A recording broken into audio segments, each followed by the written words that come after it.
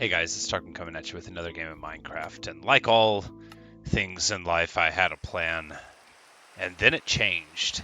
As you see from this blindingly acacia-covered platform, I have built a platform up here in the sky, and the beautiful, lush ocean stretches out in the distance. I really like this sort of confluence of biomes here, because we've got a jungle going on in that direction, which I haven't explored at all, a savanna over there.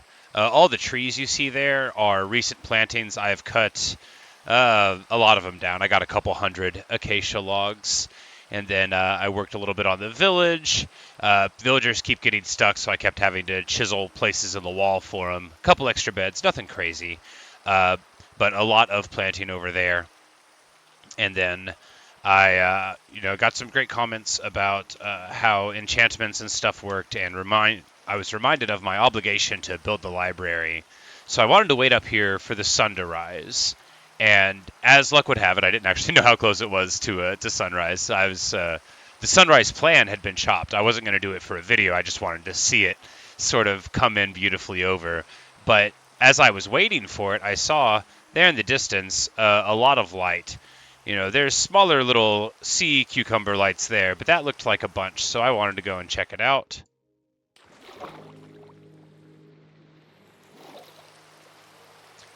The waterfall that I built to get quickly up to the top of the platform is the beautiful shade of blue that all the other blue is the shade of, due to it being either in the jungle or the ocean, and not the normal blue water that comes from the buckets.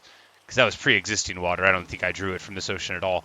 But so out into the distance, and the light is no longer shining that the sun is up, and it looks like we do have a golem and a villager stuck on the side of the wall there, but they're going to have to wait. Only one botched plan at a time, but looking back, we can see that's pretty picturesque there high up. I want to do more houses on the side there, but that's cool. And wait, what's this? All right, we'll scrap the original plan. It looks like I've got a lush cave down here. And that is interesting indeed. So, I guess this landscape is concealing just a shocking amount of rare natural beauty, and they've got some weird vivid green vines there. Check them out later.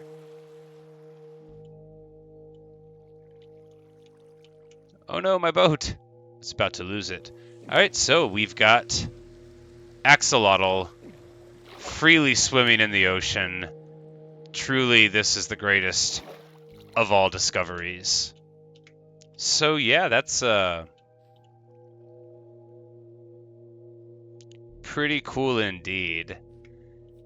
And it just opens right up into it, and then there's that shocking beauty of the ocean. So we could go all the way down. I'm not going to. We'll explore this a later day. I wanted to go see what was out in the middle of the ocean, but I had already decided to build a house up here. So very, very excited that this area is here. I bet it's not just that little room.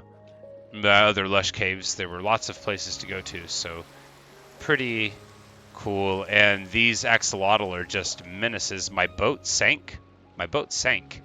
That is curious. Oh, because of the magma. The air holes, I guess, precluded its ability to float. Pretty fun. All right, one more time with feeling. So it turns out that this is just like the coolest place I've ever found in the whole game. I mean, just look at that. We've got a jungle with all those weird vines. We've got a lush cave opened into by a hole in the mountainside. A village that straddles between plains, because they've got like normal oak trees, between plains, a savanna, and a jungle, and then this vast lukewarm ocean here. And here in the distance, whatever that was. It was glowing pretty mightily, I thought. So it might just be Another coral reef. I might be going in the wrong direction. Yes, because it was more this way. You know, if it was nighttime, it'd be easier to find. But that is something glowing. Maybe that was what I saw. But this, it just seems like it wouldn't have been. Because if memory serves, this would have been one of the lighter things that I thought I was perceiving. But, you know, it's all right. We'll adventure around. And from this distance, we can see cut into the side there where the lush cave entrance is. So pretty fun stuff. Very exciting to see what'll happen here. And oh, it's all flooding back to me now. This is my most hated place in all of the game. I haven't been to this specific one, but I once on a long journey from the Nether, I tried to explore a place much like this, not this exact one. And this was, you know, I was just a child then. I hadn't discovered the door technology. I wasn't really a child. I was the spry 38-year-old that I remain today. Whenever I discovered it. No, it might have been before. Anyway, it's not important exactly how old I was. What is important is that I had been in the Nether for like hours. You may have heard the story about me in the jungle cave, but it happened a couple of times, as I mentioned. And I saw a place just like this and was fascinated by the beauty of it. Is this an amethyst geode with a hollow inside? When will the gifts stop coming?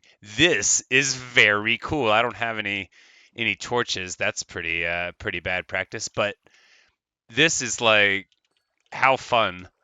So anyway, on with my story, getting distracted from my complaining. So what happened was I went inside and I drowned, and I had so much stuff. I had diamonds and gold.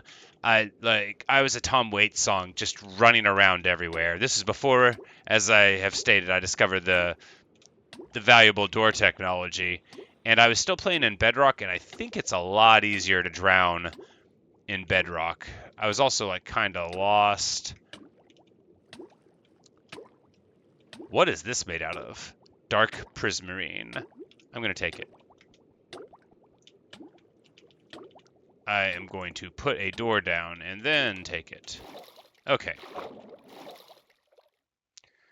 I think a sea lantern just shatters if I break it. Yeah, it's pretty rough. But what do we got here? Prismarine itself. Okay, so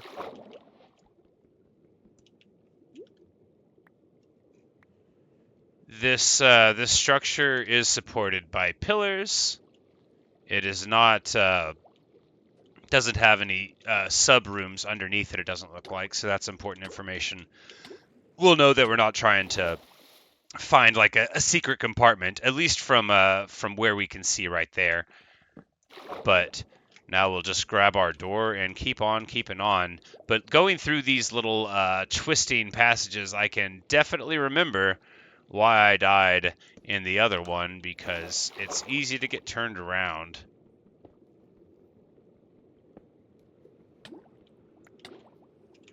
And that is prismarine bricks, which no doubt would be a thing you can make out of the prismarine itself as you process it, either in a stone cutter or one of the other items that I'm less familiar with. So it's structured, it looked like a pyramid on stilts, which means we should either find a dead person or series of persons, or a vast treasure. And if you're the British government, I can tell you which one you would care the most about. That's an unfair dig, but if anybody knows how much stuff they have that's pyramid-shaped without making it, then you would understand why I'm roasting them a little bit for it. And this long, dark hallway is, you know, it's not so bad. The thing that is annoying is the consistent ticking sound of not having breath. So maybe I'll just carry some more doors, spare myself and you the sound of that. There are many sounds in the world that I find like a little unpleasant, some intolerable, but mainly just unpleasant, and that can be borne by anyone.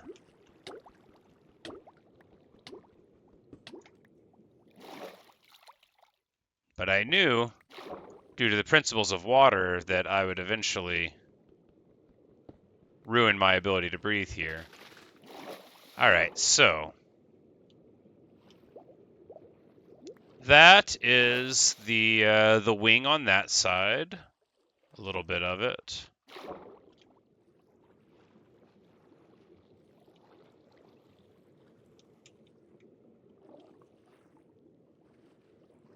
So we can just go in right through the top here and get into this side. But, you know, to what end? For what purpose? These are questions I still don't have the answer to. But yeah, that's this place. You know, I thought I was gonna find more things, but it's possible, of course, that I am merely failing to navigate it. It would not be the first time that I failed to accomplish simple tasks. But this maybe this sort of makes me suspicious. Hey-oh, what's that? Is that gold? Yes, I found it. My suspicions were correct. I was thinking, due to the structure of this little cube there with the lights and how it was raised, that this could be the object of ritual significance, and it looks like that's exactly what it was. So now we're just going to get up a little bit and find what I would describe as unimaginable wealth, but you might describe as a number of gold blocks between, you know, 5 and 10. I forgot to count them. But anyway, that's the treasure there. So very awesome. Now we know how that works, and we can look on the other side for one.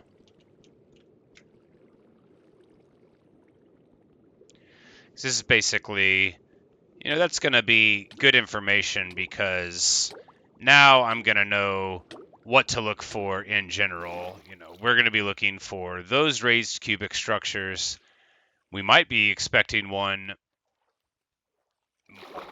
in a lot of different places, but now I'm going to go in right through the top here, because what better place than the center of a pyramid to be housing, you know, what you want.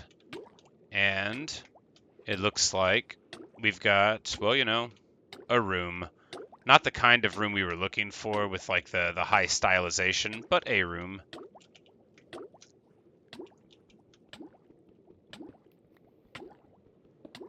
This 4x4 sort of peaked by, or 2x2, a four block piqued my interest a little bit because it looked like it could have been trying to conceal something within the geometric shape, but it was not to be.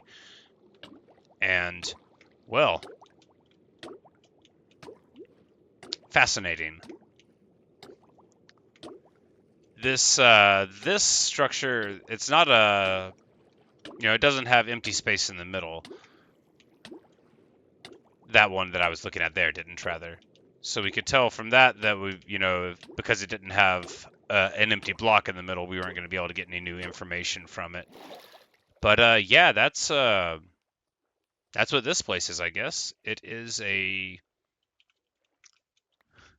monument, a pyramidal monument, and it looks out here over the coral reef. So perhaps it was built to honor it in some way. But here, almost exactly diagonal from where I've got that platform built. And I'm gonna, you know, explore around a little bit more, but figured I would go ahead and end this video here not have you suffer through too much more of that. But thanks for watching, thanks for listening, and I hope you have enjoyed this episode of Exploration in Minecraft.